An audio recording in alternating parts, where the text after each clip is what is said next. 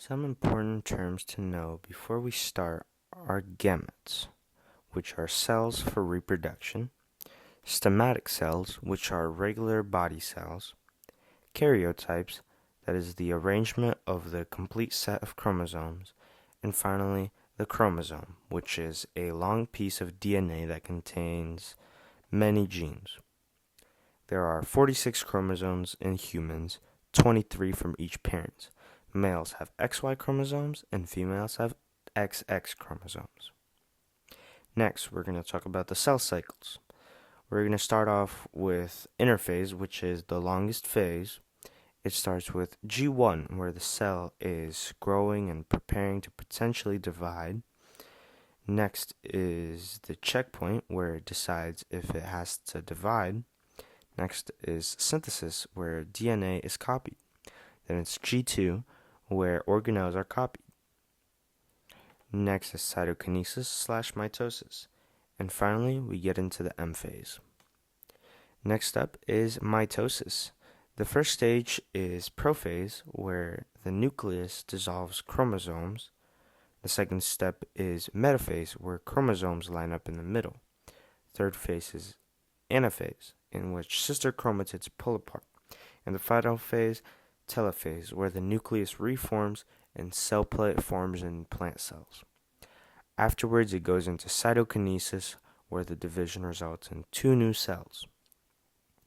Mitosis is done to heal or replace cells and create two identical diploid cells.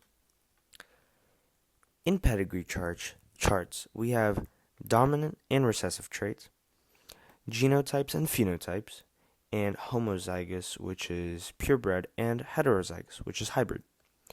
We can use pedigree charts to figure out the genotype and the phenotypes.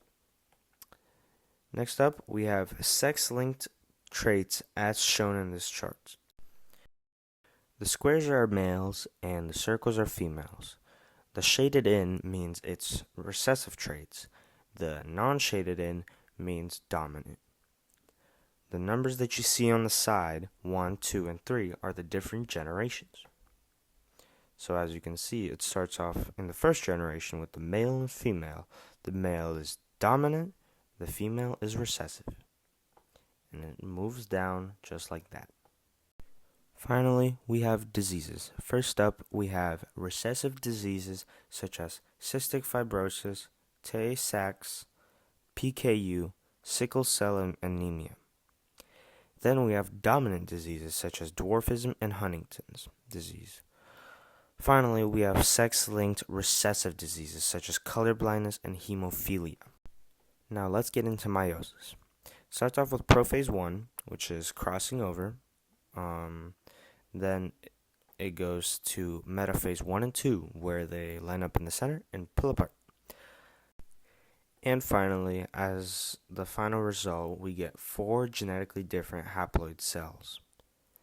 Meiosis, when failed, also can have disorders, such as Down syndrome, Edwards, which is half of the infants with the condition do not survive beyond a week of their first life. Then we have Turner's, which causes congenital heart defects in about 50% of affected females. And finally, Klinefelter's, which may not be diagnosed until adulthood. Most common symptoms is infertility. That's about it for Unit 6.